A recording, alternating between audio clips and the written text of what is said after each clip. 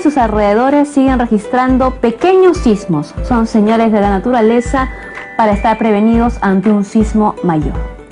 Somos lo que comemos. Dime lo que comes y te diré quién eres, y así sucesivamente. La Conseja Popular ha creado frases o dichos en torno a la comida. La investigadora puquiana Marcia Bendezú Iriarte ha escrito el libro Cáncer, Alimentos y Fitoterapia para alertarnos en torno a las propiedades de los alimentos, para bien o para mal, en nuestro organismo. Doctora Bendezú, ¿qué relación hay entre el cáncer, los alimentos y la fitoterapia? Hay una relación bastante profunda e importante, ya que el 33% de muertes por cáncer es debido a una alimentación inadecuada. Y tenemos las plantas medicinales que ayudan a superar el problema. Hipócrates decía, para tratamientos, alimentos vivos.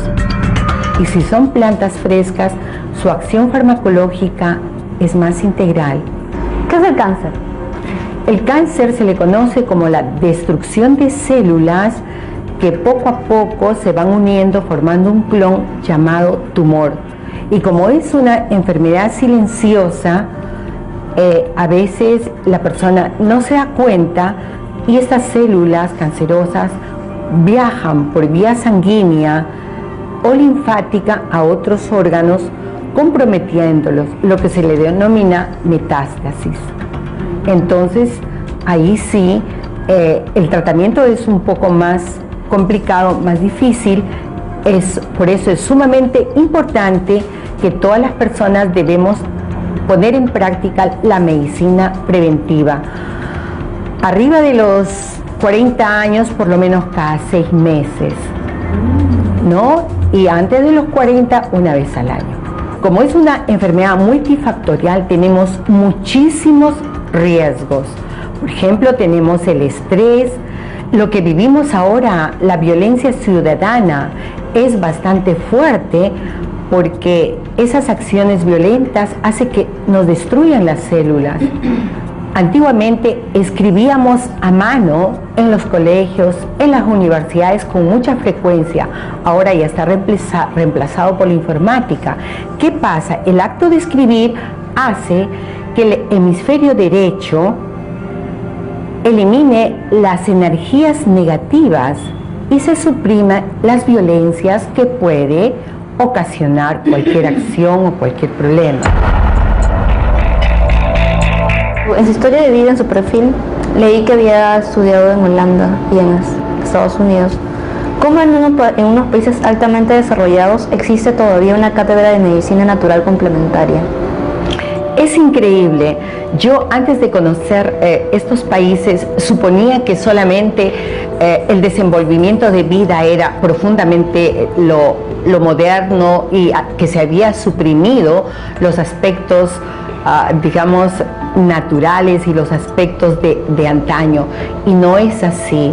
Sobre todo en Europa se cultiva mucho, se conserva mucho, hay mucho respeto por las artes, la ciencia, la cultura ancestral, que lo siguen empleando y profundizando. Tan es así que en las universidades siempre se lleva estas disciplinas. ¿Cuáles son los alimentos que ayudan a prevenir la aparición del cáncer? Es sumamente importante incrementar la vitamina A, ya que la vitamina A fortalece las paredes celulares para evitar que se sigan resquebrajando. Y los alimentos que tienen abundante vitamina A son los que tienen carotenos, o sea, los alimentos amarillos, la papaya, la zanahoria, naranja, zapallo, camote, tienen abundante vitamina A y es sumamente importante que todos los días debemos consumirlo. Tenemos otra vitamina, la vitamina B.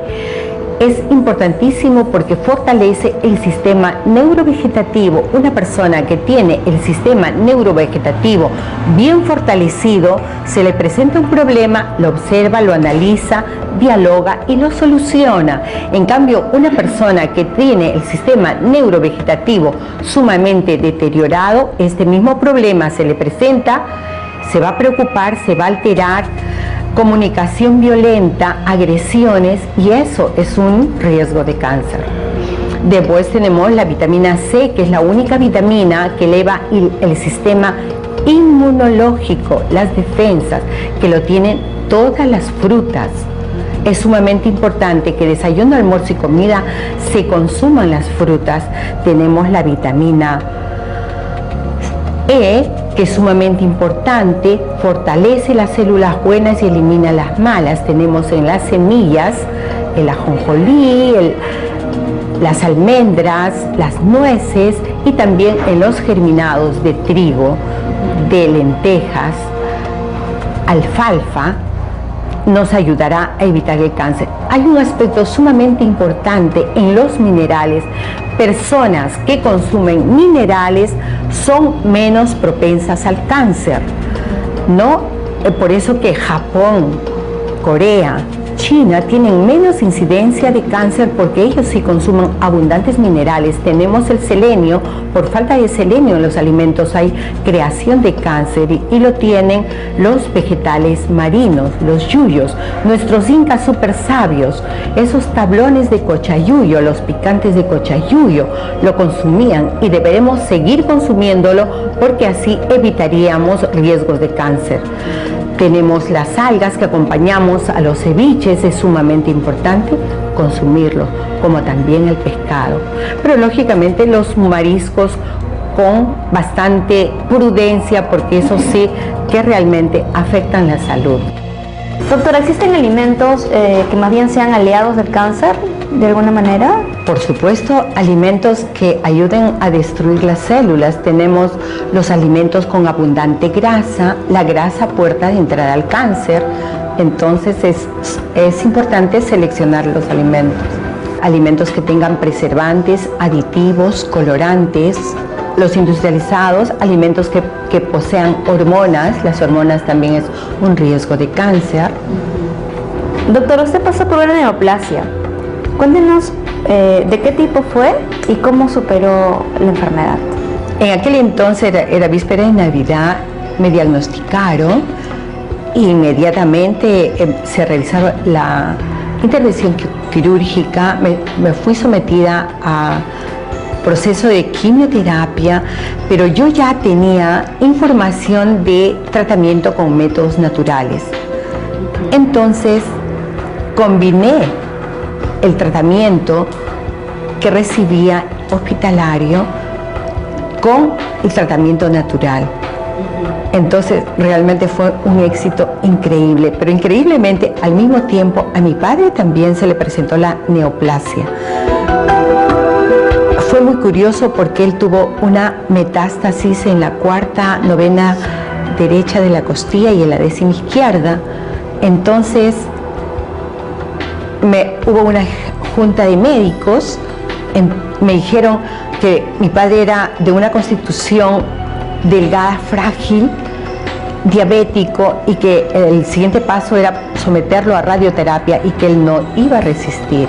Entonces yo les propuse a los doctores de que me dejen tratarlo unos 5 o 6 meses con las plantas medicinales, y ellos me dijeron, correcto, está en tus manos.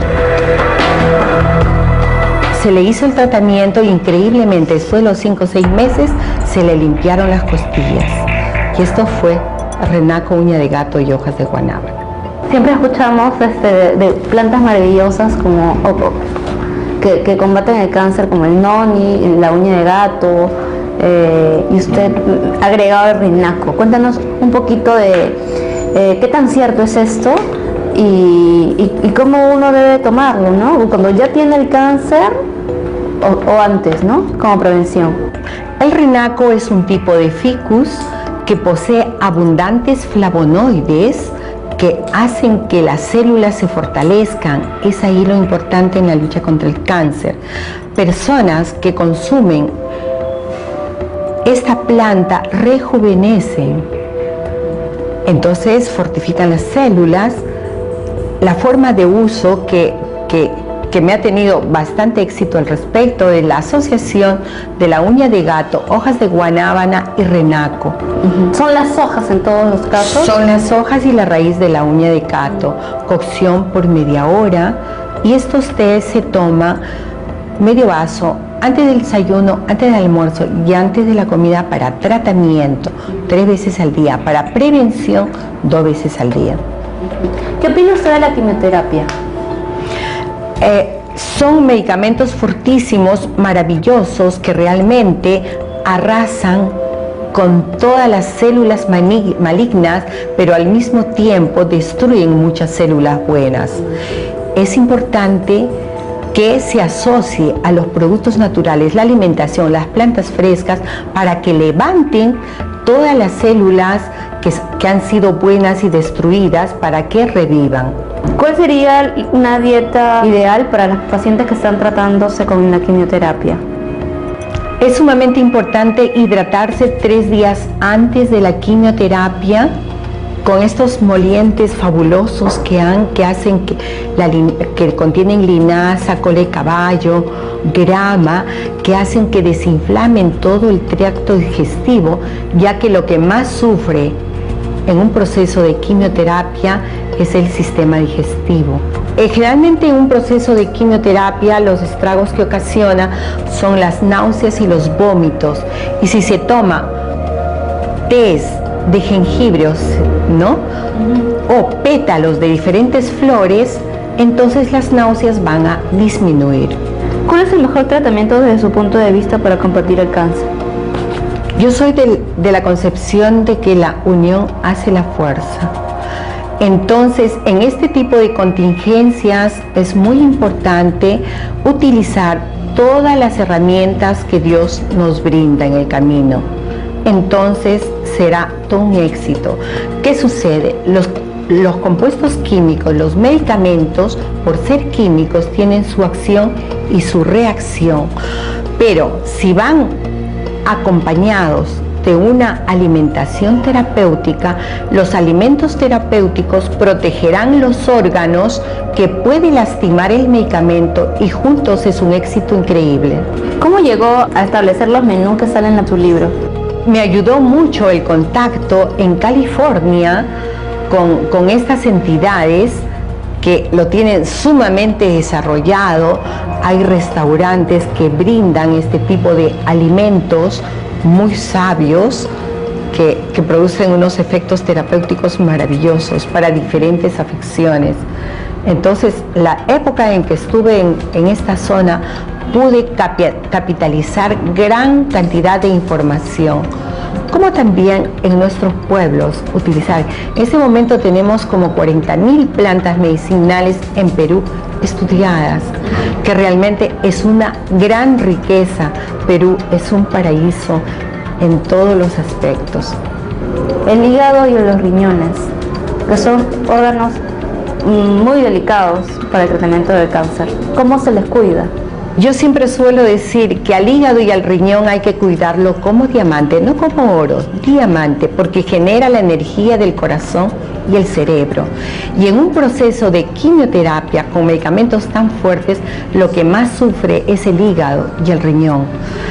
Se les protege consumiendo, de acuerdo a la intensidad de los fármacos, consumiendo alcachofa. La alcachofa protege riñón y hígado. Entre las plantas medicinales tenemos la achicoria. Increíblemente, cuando se acompaña con estos alimentos, entonces el hígado va a permanecer intacto, como también así el riñón. No se le va a deteriorar.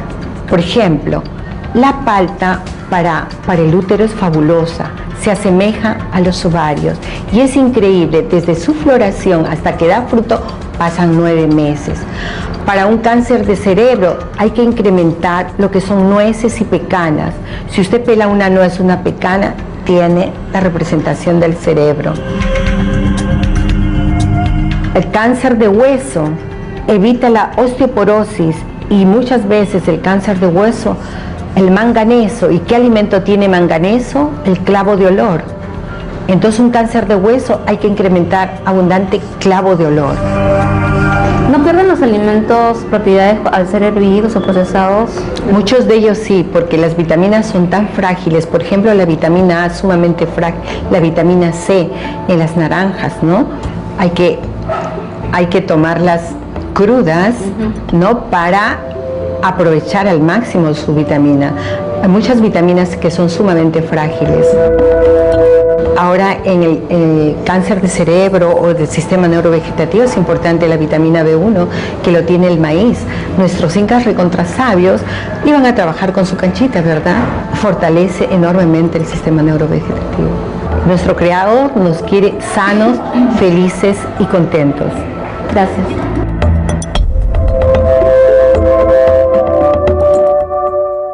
Después de esta entrevista, quizá piense un poco antes de comer lo que come. Vamos a la pausa y de regreso volveremos con la sala de exposiciones.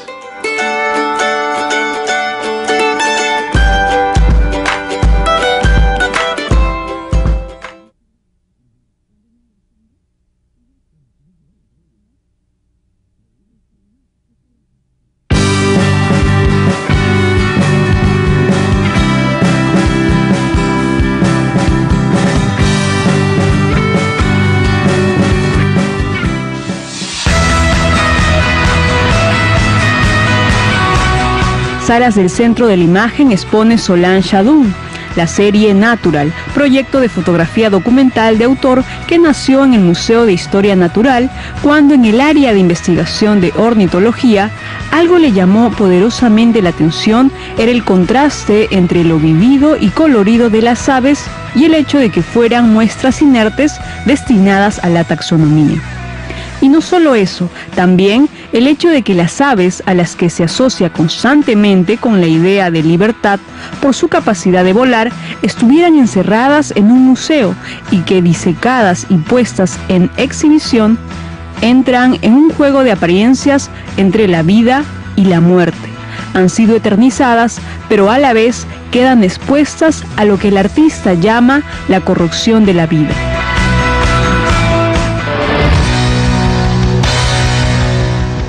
Mitos y costumbres de los pueblos Huitoto y Axánica es la muestra de los artistas Santiago Yahuarcani y Enrique Casanto, exhibida en la Casona de San Marcos.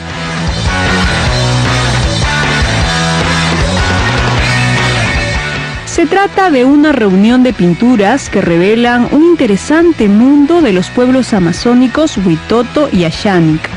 Las obras nos narran las tradiciones, las costumbres, los misterios y leyendas de estas comunidades.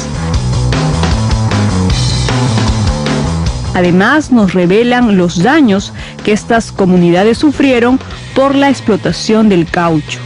La obra de Santiago y Enrique ha sido expuesta en diversos museos, galerías y centros culturales del Perú y Brasil, en las cuales hacen gala de la calidad y sobre todo la originalidad de sus producciones artísticas.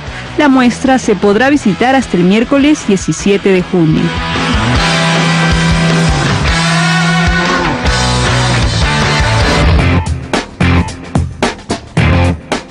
En el Centro Cultural Inca Garcilaso de la Cancillería se exhibe la muestra Construir, Habitar, Imaginar el Territorio, los Aguajún y los Huampis.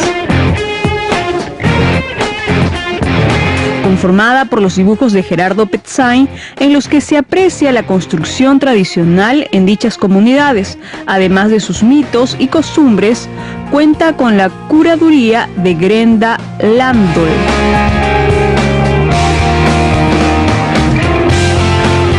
Esta exposición se realiza como parte del proyecto transversal Acciones de Integración del Territorio Peruano del Departamento de Arquitectura de la Pontificia Universidad Católica del Perú, que se desarrolla en Santa María de Nieva, Amazonas.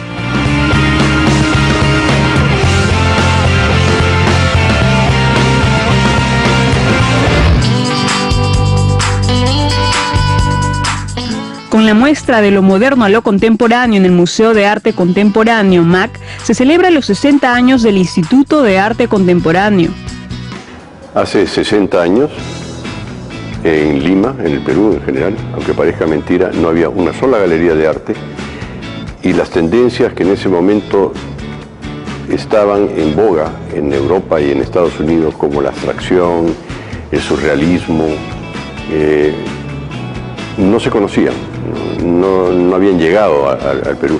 Eran más o menos unas 60 personas, muy destacados, y forman un instituto de arte contemporáneo para dar a conocer esas tendencias y para que los artistas que querían expresarse en esa forma tuviesen un lugar para exponer sus obras.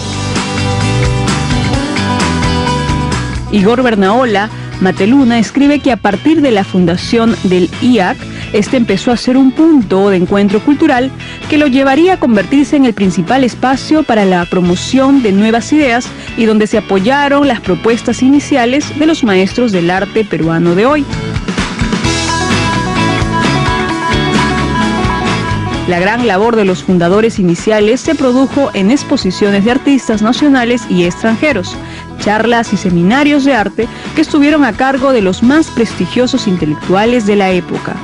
Todo este esfuerzo con miras a crear un museo y una colección de arte contemporáneo que hoy en día apreciamos.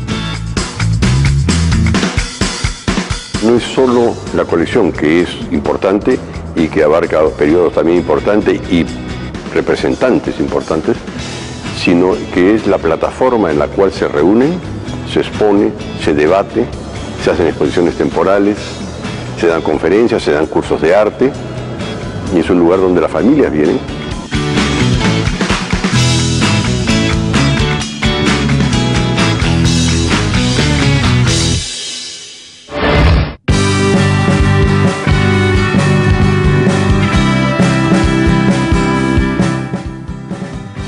El Centro Cultural de España inauguró Artesanía Española de Vanguardia, Innovación y Diseño en las Industrias Artesanas Contemporáneas, una muestra que invita a descubrir la artesanía contemporánea de España por medio de una selección que incluye desde artesanos individuales hasta innovadoras industrias artesanas y grandes firmas. Una cosa es un producto que está hecho a mano, que puede estar seriado y la serie puede ser muy larga y simplemente interviene una mano que prácticamente es como un operario, ¿no? Eso puede ser entre lo hecho, lo que llamamos como hecho a mano, ¿no? Pero cuando algo es artesano hay una concepción que va mucho más allá, hay una concepción artística detrás y hay un proyecto, ¿no? Sin embargo, cuando algo se hace a mano puede ser que simplemente se ensambla.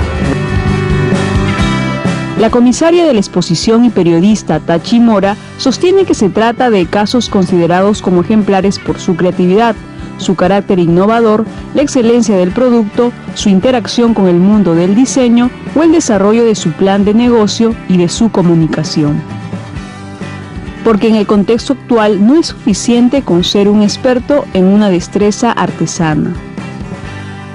Como design maker consideramos a personas que vienen del mundo del diseño, que pueden ser diseñadores, que tienen formación como diseñadores, pero que al mismo tiempo o bien han aprendido una artesanía, un oficio, y ellos mismos se autoproducen utilizando ese conocimiento que han adquirido en una determinada artesanía, con lo cual diseñan y producen ellos mismos con sus propias manos sus propias piezas, o bien puede ser un diseñador que hace descansar su producción en un artesano, ¿no? O en varios artesanos.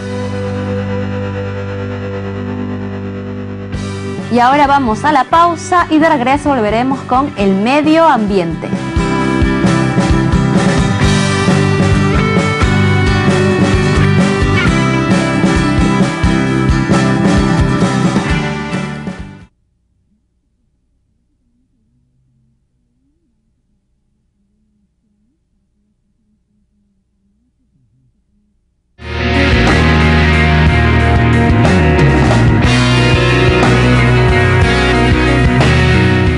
La semana pasada se celebró el Día Mundial del Medio Ambiente, cada vez más presente en nuestra vida cotidiana. Y ese es el tema precisamente de este documental del canal Encuentros de Argentina.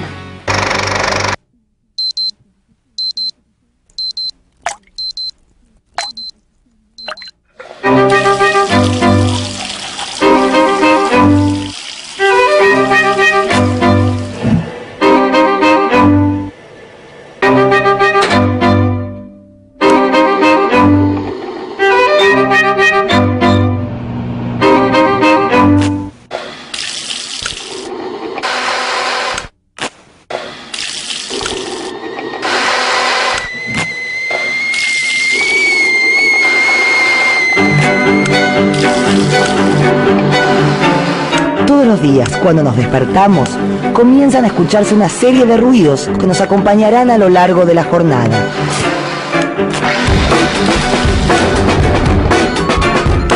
La alarma del reloj, el celular, la tostadora, los bocinazos. Millones de personas alrededor del mundo trabajan, cocinan, se trasladan de un lugar a otro, lavan el auto, ven la televisión, encienden lámparas que iluminan ambientes de sus viviendas, prenden estufas o aires acondicionados. ¿Cómo afectan nuestros hábitos cotidianos al cambio climático? ¿Cómo se pueden minimizar estos efectos en cada uno de los lugares en los que se desarrolla nuestra vida?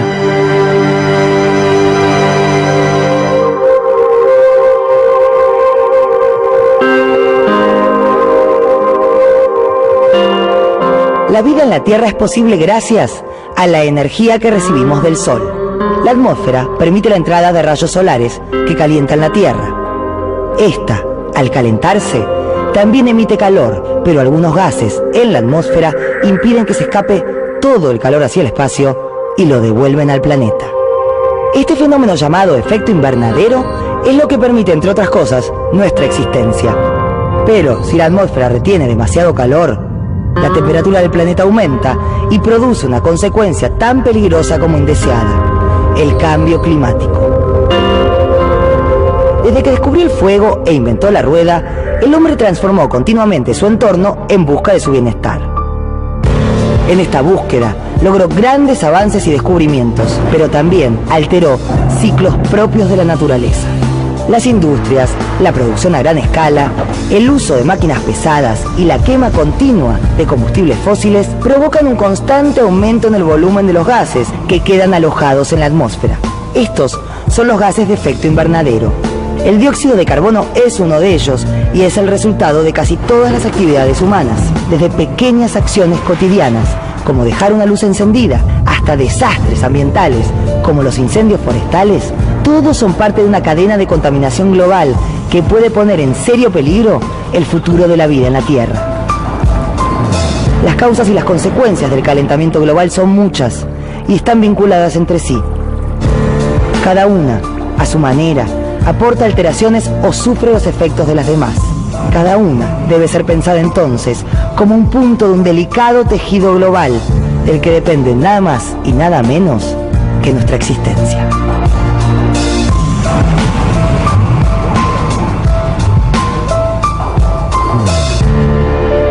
Una de las causas del calentamiento global son algunas de las emisiones que generan las acciones de nuestra vida cotidiana.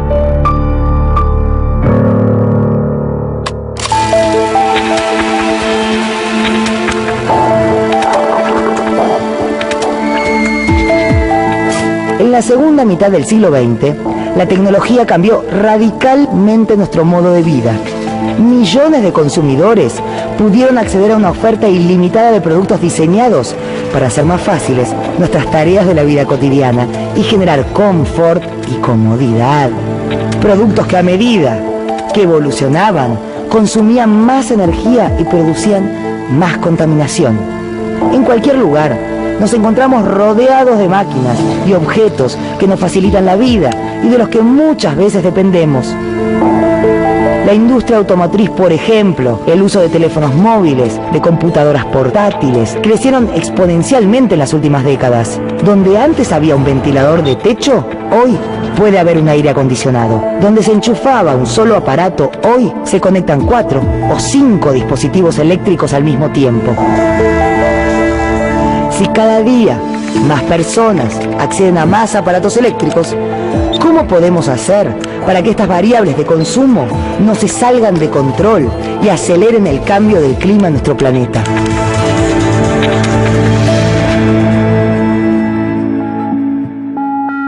¿De qué manera nuestras acciones cotidianas impactan sobre las emisiones de gases de efecto invernadero? Bueno, de muy diversas maneras. Por ejemplo, cada vez que prendemos una lamparita se está consumiendo energía. Cada vez que estamos mirando la televisión, utilizando algún electrodoméstico para lavar la ropa, para plancharla, etcétera, en cada una de esas oportunidades estamos consumiendo energía. Todas estas cuestiones que hacen a nuestra vida cotidiana, a la de todos nosotros, y que requieren el consumo de energía tienen un impacto sobre las emisiones de gases de efecto invernadero.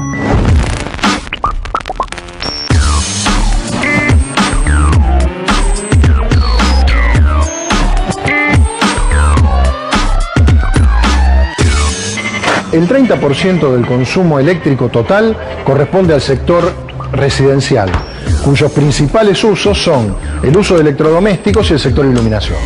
Los consumos de los distintos electrodomésticos impactan de manera diferente dentro del consumo de energía eléctrica, dependiendo fundamentalmente del consumo que tienen y de las horas de utilización que tienen cada uno de estos elementos.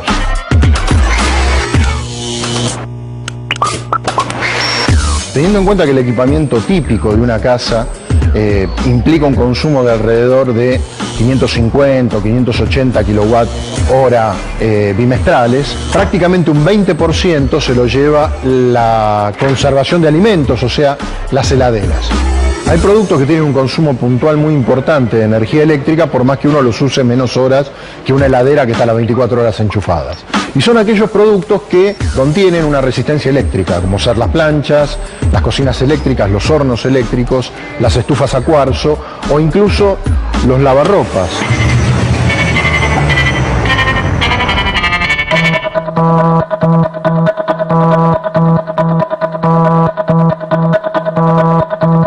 Una característica que los consumidores pueden aprovechar es el hecho de que las heladeras, así como también otros artefactos, están etiquetados de manera que uno puede saber cuál es el consumo energético que tiene. En el caso de las heladeras, por ejemplo, tenemos que el etiquetado va desde la A hasta la G y una heladera A está consumiendo algo más de un 70% menos de electricidad que una heladera G. Hay otros artefactos que sí tienen un consumo importante y que estacionalmente pueden llegar a ser consumos muy relevantes porque pueden incluso duplicar el consumo promedio de todo el año, como son las estufas eléctricas y los acondicionadores de aire, en este caso en verano. Los aires acondicionados se recomienda ponerlos entre 23 y 25 grados. ¿Por qué? Porque bajar un grado por debajo de los 25 grados implica un consumo energético adicional del 5 al 7% y por cada grado adicional que se baja se está aumentando el consumo energético.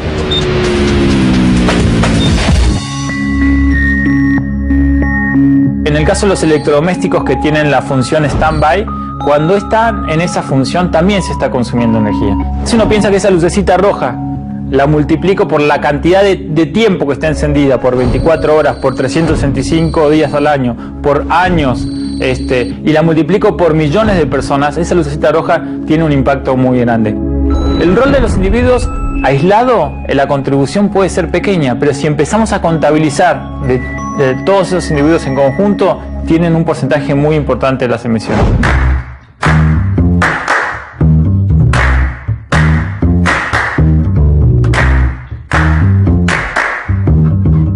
Hoy, ¿prendiste la computadora? ¿Hiciste café? ¿Cocinaste? ¿Sabías que todo eso produjo gases de efecto invernadero? Todas estas acciones, por pequeñas que sean, son parte de una cadena firme y sensible relacionada con el consumo de recursos no renovables como el agua y los combustibles fósiles. Por esto, en la cadena de consumo que va desde que nos despertamos hasta que nos acostamos, está presente el cambio climático. Seguramente estarán pensando en cómo averiguar la cantidad de gases de efecto invernadero que generamos. Para esto existe una herramienta, la huella de carbono. La huella de carbono es un indicador que normalmente se utiliza para medir el impacto de los distintos estilos de vida de las personas sobre el cambio climático. ¿En qué consiste la huella de carbono? Consiste en medir cada una de las actividades que desarrollamos nosotros cotidianamente y asignarle a cada actividad un peso en términos de emisiones de dióxido de carbono. Entonces, ¿cómo se puede determinar la huella de carbono de una persona? Uno tendría que medir las emisiones vinculadas al transporte de esa persona, las emisiones vinculadas al consumo de energía, las emisiones vinculadas a la generación de residuos. Para cada uno de esos casos uno tiene que identificar cuáles son las fuentes de emisión. Entonces, por ejemplo, en el transporte la fuente de emisión es la quema de combustible cuando el auto está en movimiento. En el consumo de energía en casa, las emisiones están vinculadas a que cuando uno prende una lamparita se está generando energía que produce emisiones en algún lugar para que yo pueda tener luz. Cuando uno utiliza un electrodoméstico pasa lo mismo. Cuando uno genera residuos, esos residuos que van a parar a un relleno sanitario generan después en la descomposición un gas muy peligroso que se denomina metano, que también tiene un efecto importante sobre el calentamiento global. Entonces, la medición de todas estas actividades y sus impactos sobre el dióxido de carbono es lo que nosotros denominamos la huella de carbono. Y así como las emisiones de gases de efecto invernadero no comienzan cuando los productos llegan a nosotros, tampoco terminan cuando los dejamos de usar.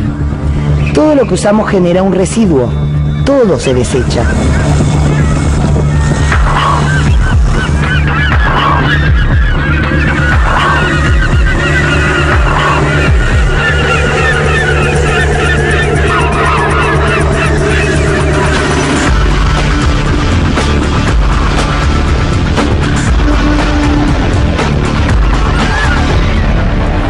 Las montañas de residuos que se producen todos los días están asociadas a un enorme consumo de energía y de materiales, desde la extracción de materias primas hasta que finaliza la vida útil de los productos. Cuando son dispuestos en rellenos sanitarios, generan gran cantidad de contaminantes gaseosos y líquidos que pueden difundir hacia los medios receptores. En particular, los residuos orgánicos generan gran cantidad durante su descomposición de dióxido de carbono, de metano, dos de los gases más importantes de efecto invernadero. La solución para el problema de los residuos radica básicamente en intentar no generarlos. Es lo que se llama reducción en origen y son todos los esfuerzos que puede hacer cualquier persona para tratar de generar cada vez menos residuos.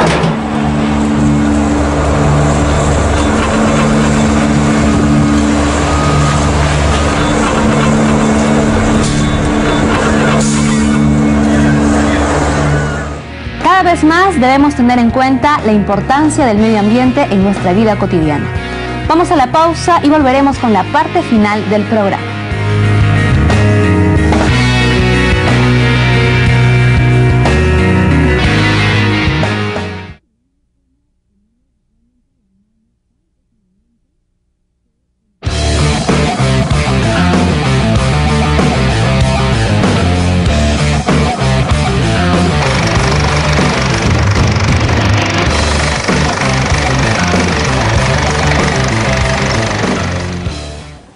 Padre murió. En la sala de la Asociación de Artistas Aficionados se repone La eternidad en sus ojos de Eduardo Adriancén, bajo la dirección de Jimena Arroyo, como un homenaje a Sonia Seminario, su madre en la vida real y a quien dirige esta obra. El montaje cuenta la historia de Nina, una solitaria maestra de literatura jubilada que de un momento a otro ve interrumpida su rutina apacible por la llegada de un fantasma del pasado. Claudio, hijo de quien fuera su joven alumno y su amante.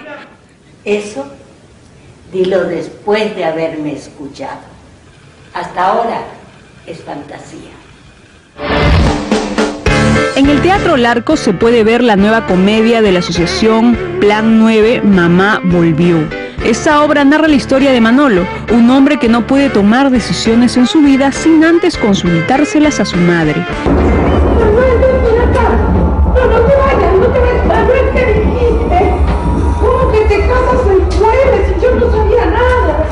El mayor problema de esta situación es que la madre murió hace 10 años y ella volverá literalmente de la tumba para tratar de encarrilar la vida de su hijo al enterarse de que planea casarse y tener una familia. ¿Estás en hora de llegar?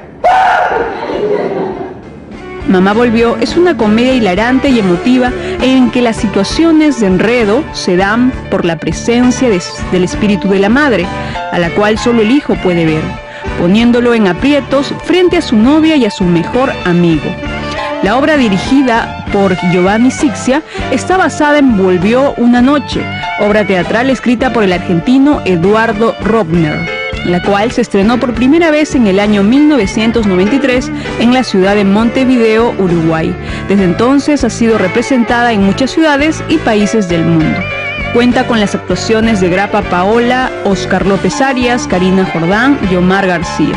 Teatro Larco, Avenida Larco 1036 Miraflores, de miércoles a domingos a las 8 de la noche.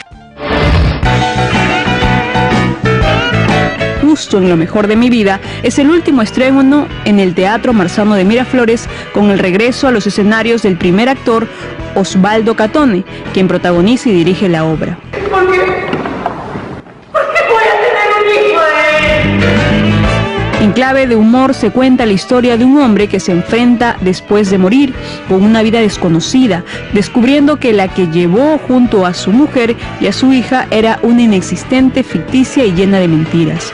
Justo en lo mejor de mi vida es una comedia argentina escrita por Alicia Muñoz, que ganó el premio ACE.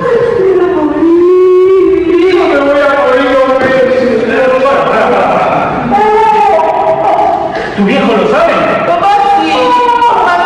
Papá se me iba a decir anoche, pero llegó re cruzado, mi hermano.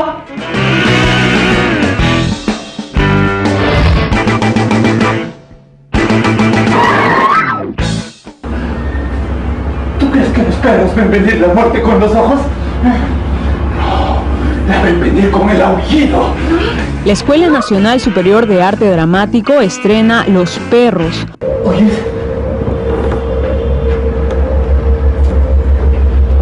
¡Qué silencio!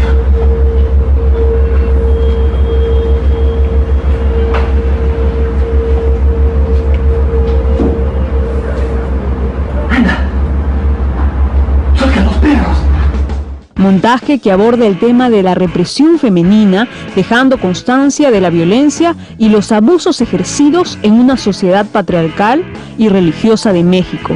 La pieza teatral, escrita por la autora mexicana Elena Garro, relata la espera de un milagro que cambie la vida de una madre y su hija que se preparan para la fiesta del patronato del pueblo en una ciudad represora que la somete a un destino trágico. ¿Qué cosas se decían, primo Javier? Se decía que Jerónimo te va a robar esta noche. ¿Y para qué me quiere robar? ¿Para qué? ¿Para qué, Javier? ¿Qué quiere? Para mujer. Así lo dijo.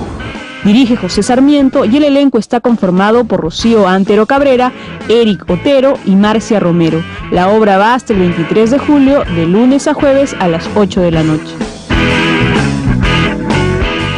Bien, ahora tenemos publicaciones recibidas. La revista de poesía La Manzana Mordida entrega su 92ª edición a los 25 años del movimiento cultural Neón. Fundado en el año de 1990 en las aulas de la Universidad Nacional Mayor de San Marcos por un grupo de profesionales y estudiantes, de los que aún siguen en actividad Miguel Ildefonso, Paolo de Lima, Héctor Ñaupagui y Leo Celada. La mujer es aún lo otro, actualidad y política en el pensamiento de Simone de Beauvoir. Investigadoras de la Universidad Católica exploran la influencia del pensamiento de Simone de Beauvoir en los estudios de género y el desarrollo del feminismo en el mundo y en nuestro país. Testimonios personales de académicas y feministas peruanas que han escrito acerca de ella y su obra y han sido compiladas por las editoras Fanny Muñoz y Cecilia Esparza. Tolerancia sobre el fanatismo, la libertad y la comunicación entre culturas. Investigadores del Centro de Estudios Filosóficos de la Universidad Católica analizan los aspectos más importantes del enfrentamiento entre religiones y culturas, la relevancia de la libertad, las formas de discriminación que dan lugar a relaciones de intolerancia, la violencia política, la cuestión de la laicidad, la tolerancia y la memoria. Son 22 ensayos compilados por Miguel Justi. Barrios Altos, la otra historia de Lima, siglos XVIII al XX. Alejandro Reyes Flores, doctor en Historia, ha publicado este volumen en torno a esa particular área de la ciudad, lugar de arraigo mayoritario de sectores populares, de artesanos pequeños y medianos comerciantes e industriales españoles, indígenas, mestizos, africanos y sus descendientes. El objetivo central de este libro, dice, es darle voz a las generaciones olvidadas de Lima, del Perú y del mundo que se arraigan en los barrios altos. Y Arquinca, edición 235, trae, entre otros temas, 10 razones por las que el monorriel no es una alternativa conveniente para Arequipa. Lima, derecho a una ciudad planificada y ordenada. Río Verde o cemento gris. El plan 2035 para Lima y el Callao. También casa de fin de semana en el centro de Sao Paulo, Brasil. Casa vertical en Barranco y entre otras cosas más. Diálogo con Cristóbal Campana, una vida dedicada a las culturas del norte del Perú. Y ahora las últimas del programa. El lunes 15 es la última edición de los lunes filosóficos, conversaciones sobre el futuro. El tema a tratar es el futuro de la identidad y la democracia. Miguel Yusti y Víctor J. Krebs, anfitriones del encuentro, tendrán como invitados a María Gracia Martínez y a Mario Montalbetti a las 7 de la noche. Auditorio Getty Institute, Girón Nazca 722 Jesús María. El ingreso es libre. El miércoles 17 a las 8:30 de la noche, Gisela Altuna presentará en Dédalo de Barranco Allí viene la Negra, su más reciente producción musical que contiene un repertorio de variados géneros de la música afroperuana como el andó, el festejo y el panalivio. Dice también que será un homenaje por el Día del Padre.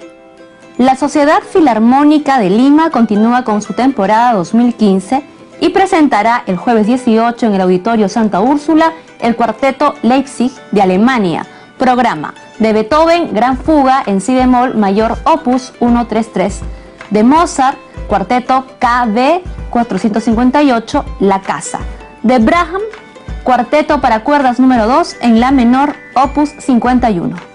Por primera vez se anuncia la bailadora y cantante española La Chica, quien junto a las hermanas Diana y Jimena Cuellar presentarán el espectáculo Tiene Chicha Flamenco Urbano los jueves 18 y 25 a las 9:30 de la noche en el Cocodrilo Verde. Será un espectáculo innovador de baile, cante y música flamenca con influencias de ritmos del Perú y del mundo. El Museo Nacional de la Cultura Peruana anuncia para el próximo sábado 27 desde las 10:30 de la mañana el encuentro Reflexiones sobre la cultura tradicional en Ancash. Entre otros participarán el arqueólogo Francisco Bazán del Campo y el historiador y musicólogo Luis Alberto Salazar Mejía. Avenida Alfonso Ugarte, 650, Lima. El ingreso es libre. La Alianza Francesa de Lima invita a artistas, grupos y compañías de teatro a presentar sus proyectos adultos y o público joven, infantil, de artes escénicas, teatro, danza, danza-teatro, mimo, títeres, performance, etc., con el objeto de formar parte de la programación del año 2016 de teatro de la Alianza Francesa entre los meses de febrero a diciembre. Los proyectos serán recibidos hasta el viernes 31 de julio de este año 2015 en la Oficina de Asuntos Culturales en la Avenida Arequipa 4595 Miraflores, de lunes a viernes de 9 de la mañana a 1 de la tarde y de 2 de la tarde a 6 de la noche.